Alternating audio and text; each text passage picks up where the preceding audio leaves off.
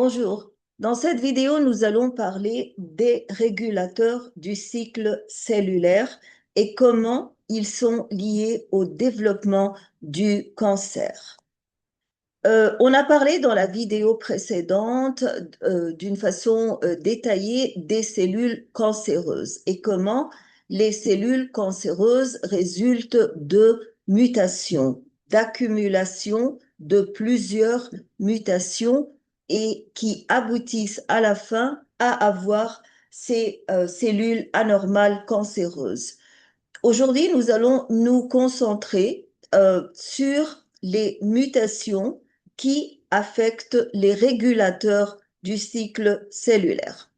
Nous avons deux grandes catégories de mutations des régulateurs du cycle cellulaire parce que vous savez que nous avons des régulateurs positifs qui vont stimuler et augmenter la vitesse de la mitose et la division cellulaire et en même temps, ou en revanche, nous avons des régulateurs négatifs qui sont inhibiteurs du cycle et qui peuvent retarder le cycle ou même l'arrêter complètement. Nous commençons par les mutations des régulateurs positifs. Qu'est-ce que c'est que les régulateurs positifs? Je veux vous dire, avant de commencer l'explication, que nous avons parlé en détail de ces régulateurs positifs dans la vidéo précédente. Mais ici, nous allons nous concentrer sur les mutations qui peuvent les affecter. Donc, les régulateurs positifs, c'est quoi? Ce sont les molécules qui favorisent la progression du cycle cellulaire. Donc, quand ces régulateurs positifs sont mutants, c'est-à-dire qu'ils résultent de l'expression d'un gène mutant, donc ils vont devenir hyperactifs, c'est-à-dire qu'ils vont avoir plus d'activité que le normal et ils vont stimuler une prolifération cellulaire excessive. Qu'est-ce que c'est qu'une prolifération cellulaire? C'est une division mitotique. C'est l'augmentation du nombre de cellules en divisant et en produisant des cellules filles. Alors, quelles seraient les conséquences de cette activation des régulateurs qui sont déjà positifs? On peut prendre deux exemples très fameux dont on a parlé dans la vidéo précédente. Par exemple, le facteur de croissance. Nous savons tous qu'il y a une protéine fameuse qui s'appelle le facteur de croissance et ce facteur-là vient de l'extérieur de la cellule et il doit s'attacher à un récepteur, une sorte de protéine sur la membrane cellulaire. Et quand cette liaison est faite entre le récepteur, qui est une protéine, et le facteur de croissance, qui est une autre protéine, donc il va y avoir une stimulation de la mitose. Donc, quand il y a une mutation, nous pouvons voir que ce récepteur-là peut envoyer des signaux pour commencer une série de réactions biochimiques dans la cellule, même s'il n'y a pas de facteur de croissance. C'est-à-dire que d'habitude, le récepteur n'envoie pas ces signaux chimiques à l'intérieur de la cellule pour pouvoir déclencher une série de réactions biochimiques qui vont se terminer par la mitose que s'il y a un facteur de croissance qui est attaché à ce récepteur. Quand le récepteur n'est pas normal, quand il est mutant, il va envoyer ces signaux même quand il n'y a pas de facteur de croissance. Un autre exemple qui explique comment la mutation peut résulter en un cancer, c'est la cycline. Nous savons que c'est une famille de protéines, c'est pas une seule cycline, mais plusieurs cyclines.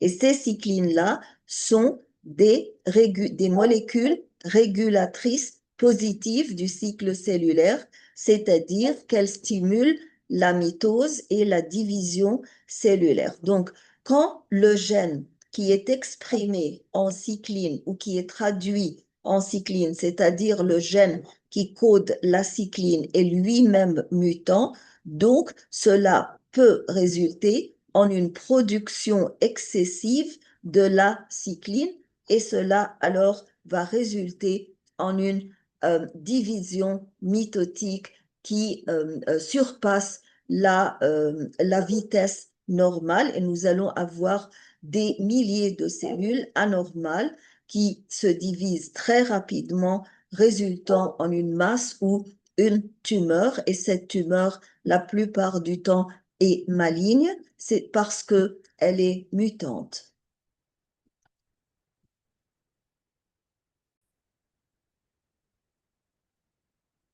Ici, par exemple, dans ce diagramme, vous pouvez voir le facteur de croissance, cette molécule rouge qui est attachée au récepteur dimérisé, c'est-à-dire un récepteur qui est fait de deux parties. Et donc, ce facteur de croissance-là va déclencher toute une série de réactions biochimiques dans les conditions normales pour former ou synthétiser la cycline D et alors progresser dans la phase G1 ou continuer le cycle cellulaire. Quand nous avons un récepteur qui est mutant, donc ce récepteur-là peut déclencher toute cette série de réactions biochimiques sans avoir été attaché au facteur de croissance. Et donc, vous pouvez constater alors que la formation ou la synthèse du cycline D va être exagérée et très rapide et cela va résulter en une division cellulaire très rapide. Mais il peut aussi y avoir des mutations des régulateurs négatifs, c'est-à-dire que un régulateur négatif est généralement un régulateur qui est suppresseur du cycle cellulaire et donc suppresseur de la mitose et donc suppresseur de la division cellulaire et donc il va vous donner une protection pour ne pas avoir de tumeur ou de cancer. C'est pour ça que les gènes qui vont être exprimés ou vont être traduits en des molécules régulatrices négatives du cycle cellulaire sont appelés des gènes suppresseurs de tumeurs. Pourquoi? Parce que, comme je le viens de le dire, ils vont empêcher la prolifération des cellules anormales. S'ils détectent une cellule qui a une mutation ou plusieurs mutations ou n'importe quelle anomalie dans la cellule, ils vont empêcher la division mitotique de cette cellule-là et donc ils vont empêcher la prolifération de ces cellules anormales. Ceci est très important parce que quand nous avons une cellule anormale, nous ne voulons pas que cette cellule se divise pour donner des cellules filles et en même temps, nous ne voulons pas que cet ADN mutant soit euh, transféré aux cellules filles et nous ne voulons pas avoir une grande quantité de cellules qui possèdent de l'ADN endommagé. Quand nous avons un gène suppresseur, ce gène suppresseur protège contre les cancers. Donc, si ces gènes-là sont inactivés, cela va être endommageant à l'être humain et aux organismes vivants en général parce que vous êtes en train d'inactiver un gène qui lui-même empêche le cancer. Donc, si vous l'inactivez, vous allez encourager le cancer et la diffusion du cancer dans votre corps. Donc, si nous avons une sorte d'inactivation ou inhibition des gènes supérieurs, nous allons avoir des résultats négatifs sur l'organisme vivant. Le premier résultat, c'est que les dommages de l'ADN ou les mutations de l'ADN ne sont pas détectés parce que ces protéines inhibitrices et ces gènes suppresseurs qui sont exprimés en ces protéines inhibitrices ne vont pas fonctionner. Alors, vous n'allez pas pouvoir, ou la cellule ne va pas pouvoir détecter les dommages de l'ADN. Ou bien, nous avons un cas où les molécules régulatrices, inhibitrices, détectent le dommage de l'ADN, mais ne peuvent pas déclencher les réponses nécessaires qui sont importantes pour empêcher la division de ces cellules qui contiennent de l'ADN mutant. Donc, le résultat de ces deux actions, ou bien de ces deux résultats négatifs, que l'on ne détecte pas les dommages ou bien on les détecte et on ne peut pas répondre, le résultat, c'est que la cellule avec de l'ADN mutant ou endommagé va continuer la division cellulaire malgré tous les problèmes génétiques et toutes les mutations qu'elle contient dans le noyau. Un exemple très fameux des protéines inhibitrices, c'est la protéine P53. Cette protéine-là est l'un des plus importants suppresseurs de tumeurs.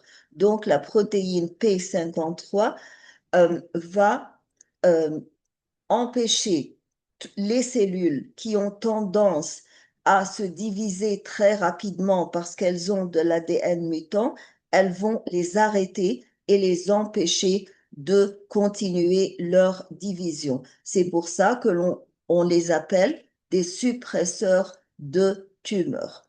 Donc, elles sont très importantes pour la réponse de la cellule vivante aux lésions ou aux dommages ou aux mutations de l'ADN.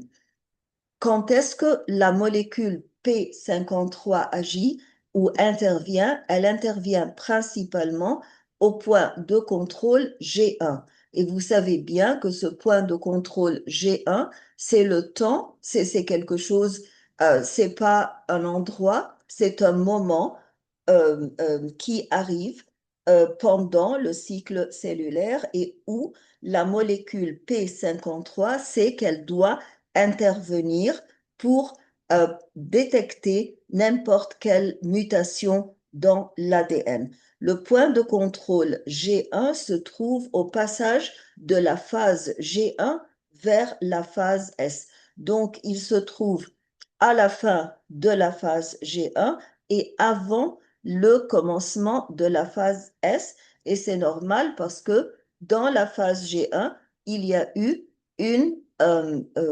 accumulation de nutriments pour la réparation de l'ADN, pour la réplication de l'ADN. Mais dans la phase G1, on n'a pas encore répliqué l'ADN. Mais avant de le répliquer, on doit être certain pendant la phase G1 qu'il n'y a pas déjà des mutations. Parce que si on commence par avoir des mutations avant la réplication, donc pendant la phase S, on va répliquer ces molécules qui étaient déjà mutantes de l'ADN. Mais dans la phase S, il y a la réplication actuelle des molécules de l'ADN.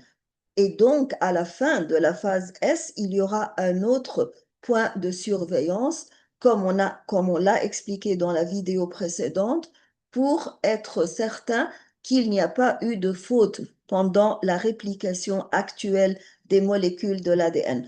Donc, on fait une sorte de détection avant la phase S et après la phase S. Comment est-ce que la molécule P53 fonctionne? Numéro 1, comme on vient de le dire, détection des dommages de l'ADN. Lorsque l'ADN est mutant, donc il y a une protéine qui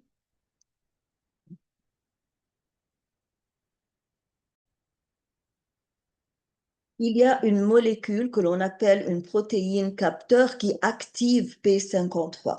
Pourquoi est-ce qu'on veut activer P53? Parce que P53 va alors stimuler ou provoquer ou déclencher la production d'un inhibiteur du cycle cellulaire. Et cet inhibiteur du cycle cellulaire, on l'appelle la protéine P21. Donc, tout commence par détecter un dommage dans ADN ou détecter une mutation dans ADN. Cela va activer la molécule P53 et quand la molécule P53 est activée, elle active la production d'une autre molécule inhibitrice très importante qui s'appelle P21. Donc, tous les deux, P53 et P21 sont des molécules inhibitrices, des molécules qui inactivent le cycle cellulaire. Donc, quand P21 est activé, cela va arrêter ou bloquer d'une façon temporaire, non pas permanente, le cycle cellulaire. Quand est-ce que le cycle cellulaire va être arrêté en détectant une mutation? À la fin de la phase G1. Et on va voir pourquoi on arrête temporairement ou on bloque temporairement le cycle cellulaire. On veut gagner du temps, on le bloque parce qu'on veut gagner du temps pour la réparation de l'ADN. Donc la deuxième fonction, c'est la réparation de l'ADN. Cet arrêt du cycle cellulaire va permettre à la cellule d'avoir du temps, d'avoir assez de temps pour réparer son ADN. Mais P53 n'est pas seulement responsable de la production de P21 et de son activation, mais P53 est aussi responsable d'activer les enzymes qui vont réparer l'ADN. Donc jusqu'à maintenant, on a vu deux fonctions importantes de P53. La première fonction, c'est l'activation de P21 et la seconde fonction, c'est l'activation des enzymes qui sont nécessaires pour la réparation de l'ADN. Tout cela se passe quand? Tout cela se passe au point de restriction G1, checkpoint G1 ou point de restriction G1 et se passe pendant cette pause temporaire où l'on veut gagner du temps, où l'on veut arrêter le cycle cellulaire pour gagner du temps, pour réparer l'ADN. Et si les réparations réussissent, si les réparations sont efficaces, donc P53 va lever le blocage, va permettre au cycle cellulaire de reprendre son activité et la cellule va continuer son activité ou toutes les réactions qui vont suivre dans le cycle cellulaire. Mais il y a une autre possibilité que la réparation ne soit pas efficace, que la réparation ne soit pas adéquate et alors dans ce cas-là, on va déclencher l'apoptose ou P53 va déclencher l'apoptose. Donc, si la réparation ne réussit pas, s'il y a une faillite de réparation, donc, et si les dommages de l'ADN sont importants, c'est-à-dire il y a beaucoup de mutations dans l'ADN, c'est pas seulement une ou deux mutations, c'est une accumulation de mutations en grande quantité et affectant des gènes importants. Donc, c'est ça ce qu'on appelle des dommages sérieux ou des dommages importants. Dans ce cas-là, P53 va décider de déclencher toutes les réactions biochimiques qui vont achever qui vont aboutir à l'apoptose. Et qu'est-ce que c'est que l'apoptose? C'est la mort de la cellule. Mais la mort de la cellule d'une façon programmée, c'est-à-dire d'une façon organisée et d'une façon très propre qui n'aboutit pas à une inflammation. Et en déclenchant l'apoptose et en décidant que cette cellule doit mourir, Donc, c'est une étape importante parce que en faisant ça, P53 va empêcher la transmission de cet ADN endommagé et muté aux cellules filles. Et en faisant ça, il protège l'organisme contre le développement du cancer. Donc, si nous voulons résumer les fonctions, les multiples fonctions de P53, on peut dire que la protéine P53 possède les fonctions importantes suivantes.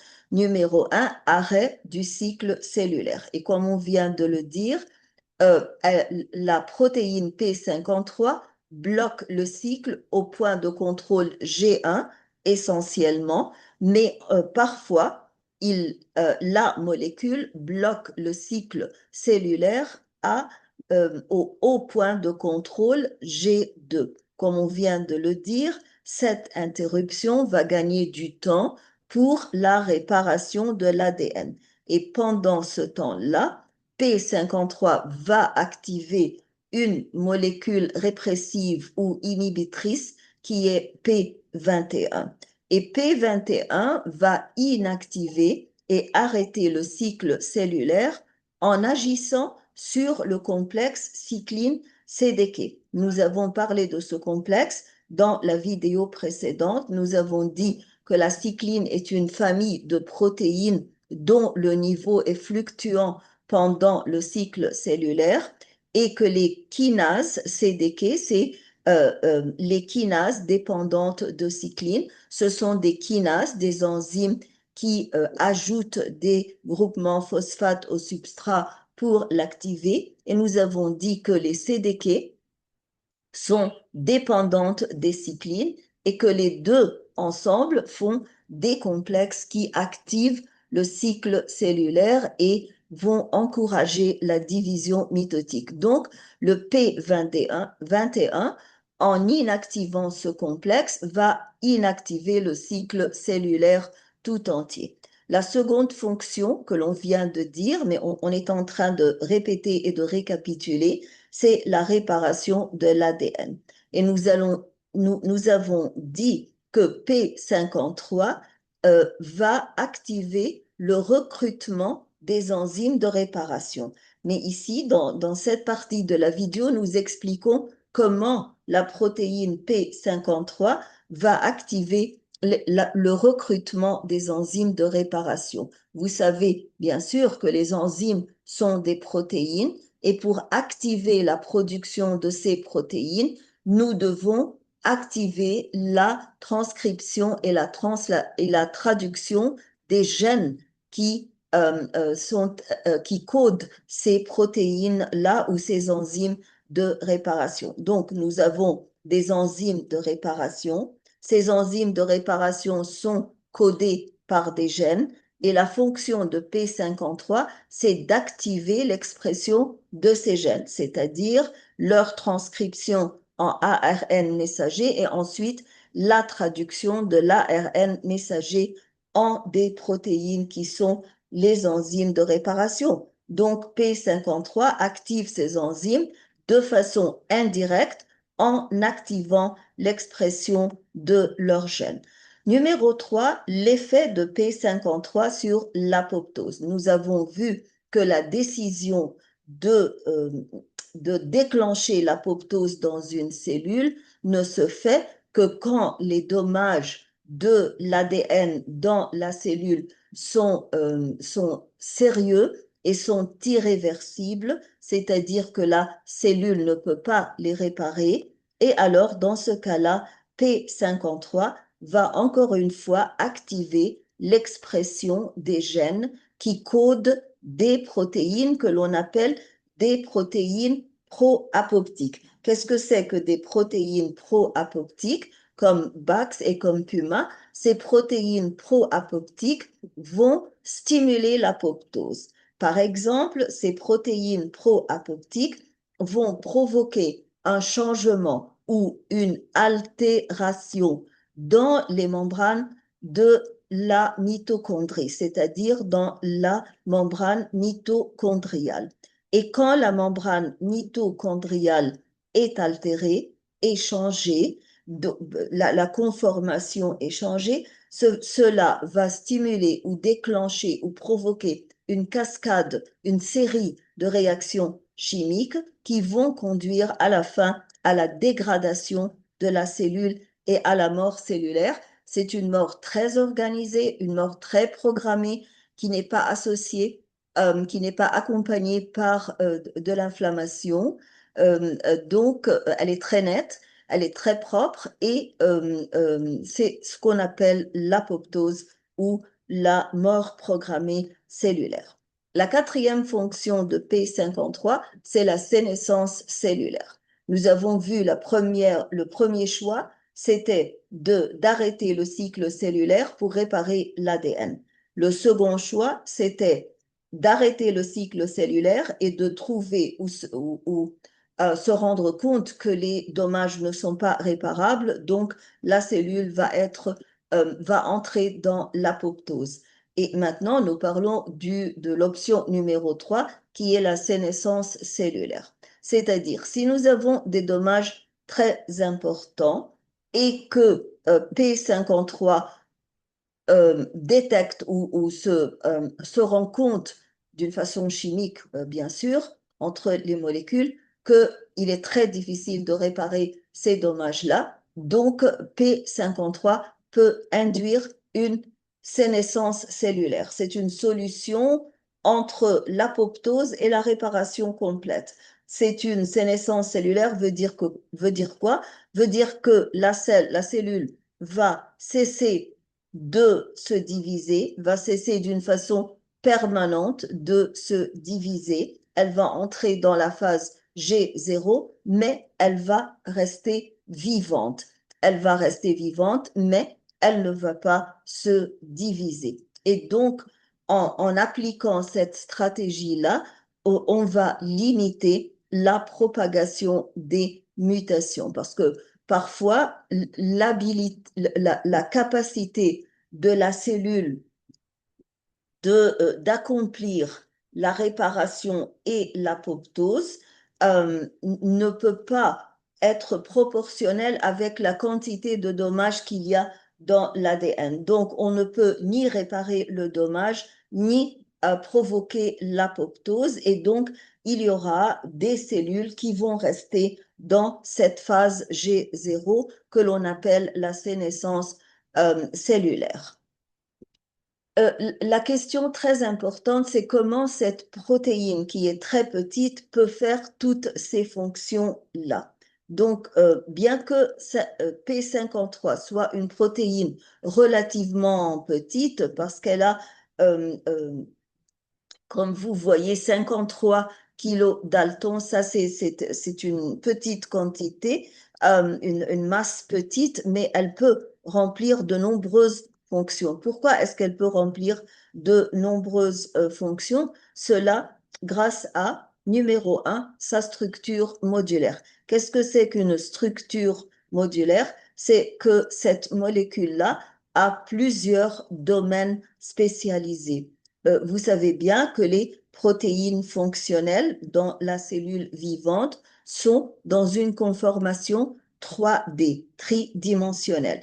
Et dans une conformation tridimensionnelle, il y a certaines parties de la molécule qui ont une certaine forme et une certaine charge qui leur permet de s'attacher à des substrats ou à des molécules signalantes qui ont une forme ou une charge complémentaire. Donc, l'importance de la structure modulaire de P53, c'est qu'elle a plusieurs domaines qui lui permettent de s'attacher à plusieurs molécules que l'on appelle les signaux euh, ou, ou peut-être des substrats et chaque domaine va interagir donc avec ces protéines. Donc, elle est capable d'interagir avec différentes molécules, avec différentes protéines.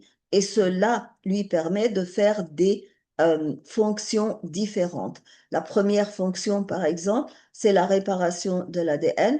La seconde fonction, c'est le contrôle de la vitesse du cycle cellulaire. La troisième, c'est le déclenchement de l'apoptose, comme on vient de l'expliquer. Et la quatrième, c'est la régulation de l'expression des gènes. Nous avons vu que parfois, la P53, la protéine P53, peut activer l'expression du gène qui code P21, par exemple.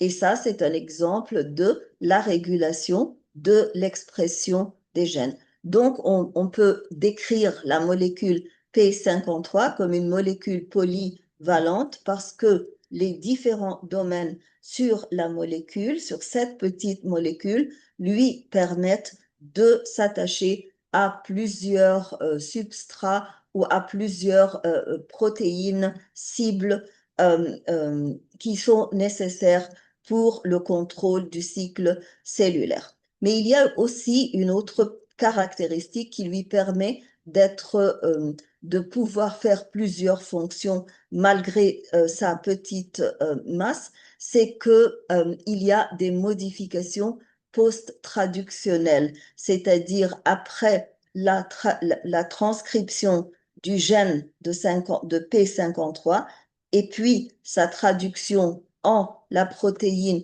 P53, il y a des modifications qui peuvent s'appliquer à la molécule. Quelles sont ces modifications? C'est-à-dire que vous avez traduit le gène en une protéine P53 et post-traductionnellement, vous allez faire des changements. Ces changements-là, nous avons trois modifications très importantes. La première, c'est la phosphorylation, c'est-à-dire l'addition de un groupement phosphate.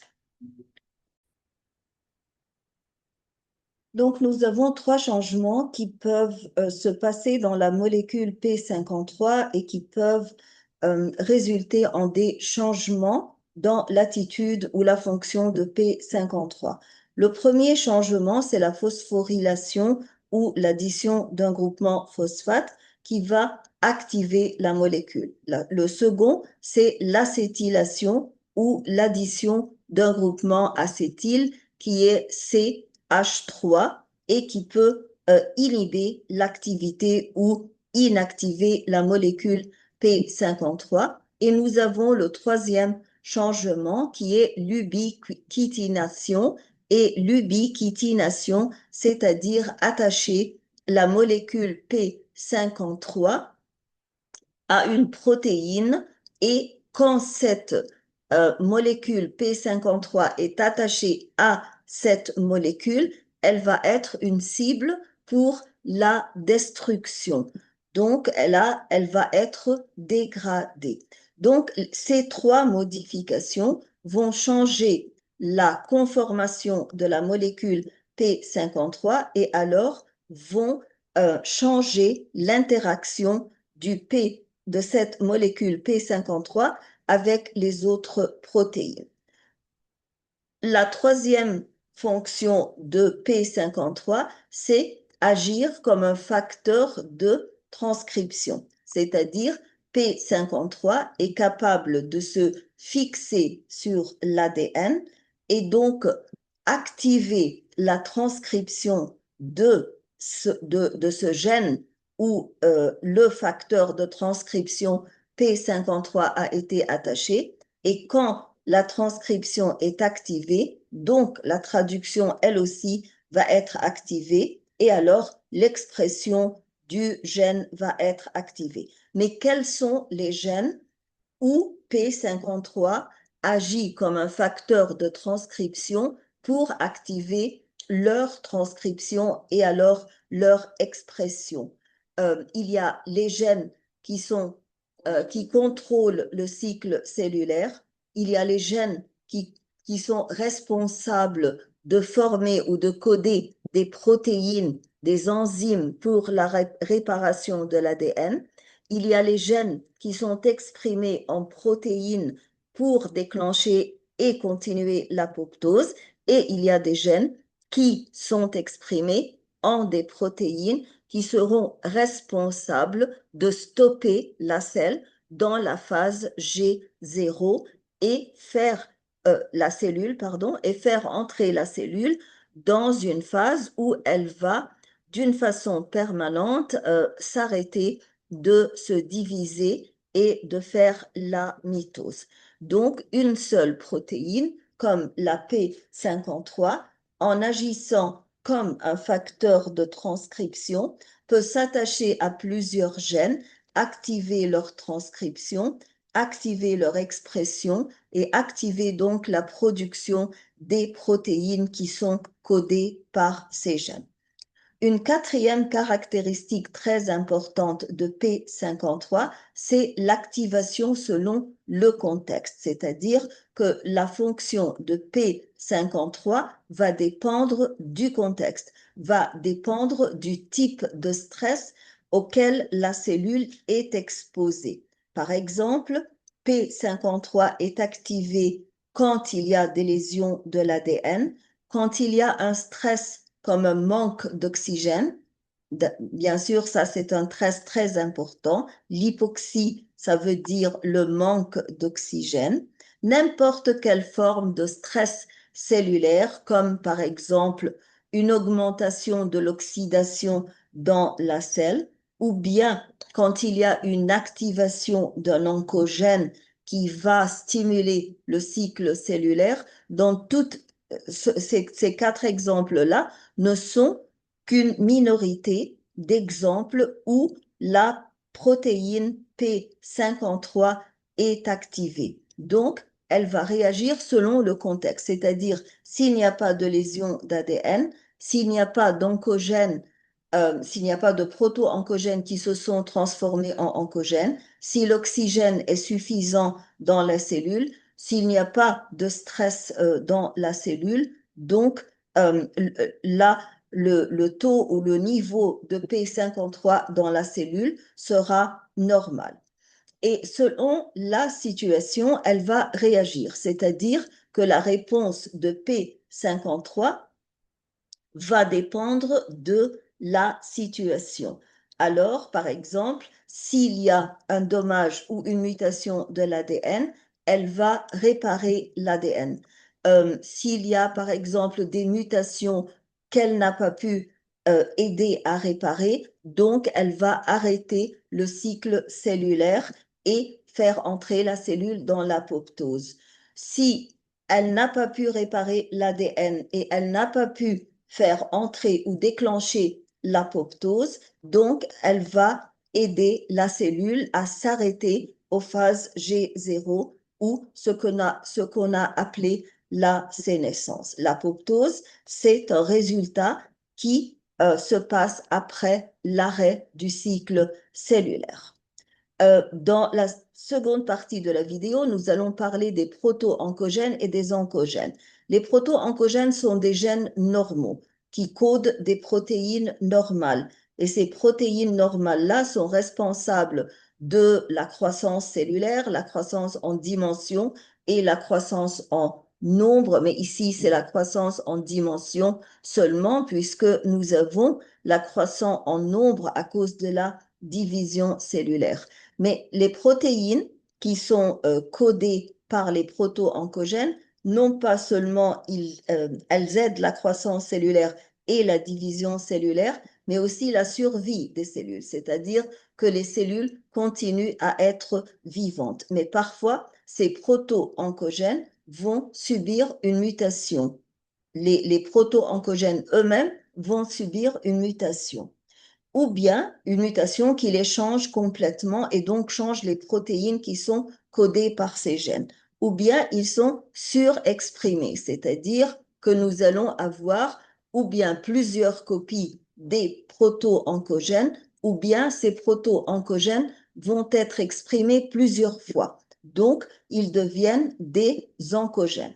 Donc, n'importe quelle anomalie qui va affecter les proto-oncogènes qui étaient des gènes normaux va les convertir ou les transformer en des gènes qui ne sont pas normaux et qui sont des oncogènes et des gènes mutants. Et ces gènes mutants sont appelés en particulier oncogènes parce qu'ils favorisent le développement du cancer. Le préfixe onco veut dire tumeur. Donc, tumeur maligne. Proto-oncogène, c'est un gène normal. Oncogène, c'est la version mutée du proto-oncogène, ou bien muté, ou bien, comme on vient de le dire, surexprimé. Mais comment est-ce qu'un proto-oncogène peut devenir un oncogène? Pardon?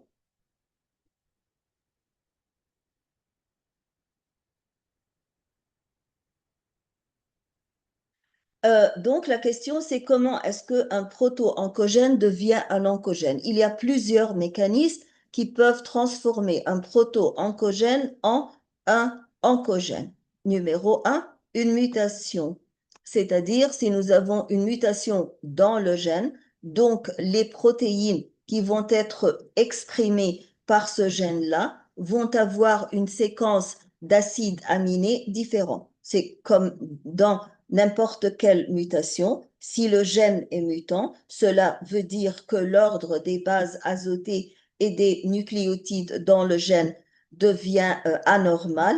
Et donc, puisque chaque code triplet ou chaque codon est traduit en un acide aminé, donc la séquence d'acides aminés va changer. Et si la séquence d'acides aminés dans la chaîne polypeptidique change, donc nous allons avoir une protéine différente. Cette protéine sera différente non seulement dans la structure, mais aussi, bien sûr, dans la fonction, parce que nous savons que la fonction dépend de la structure.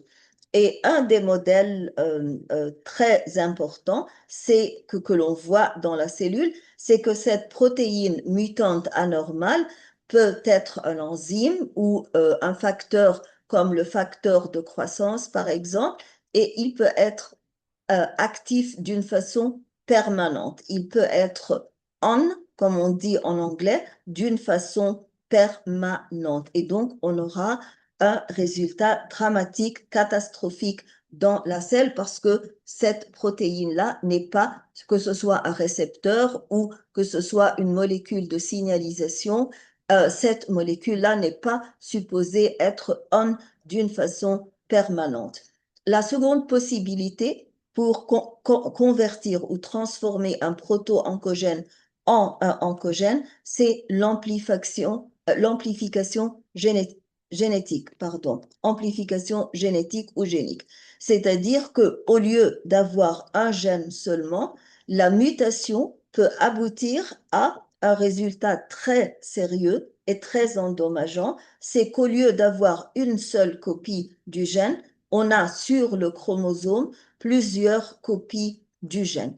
Et donc, si chaque gène va être traduit en une protéine ou une chaîne polypeptidique, donc nous allons avoir une quantité excessive de la protéine correspondante au gène. Et si cette protéine, par exemple, est stimulante, donc elle va stimuler excessivement la division cellulaire. On appelle ça surexpression du gène, c'est-à-dire qu'on a plusieurs copies du gène et que chaque copie va être traduite en une protéine et donc nous allons avoir une quantité de protéines plus que la quantité dont la cellule a besoin. Ça, on appelle ça la surexpression d'un gène. Donc, les oncogènes peuvent être des gènes mutés et leur mutation résulte en une surexpression et en une production excessive des protéines correspondantes.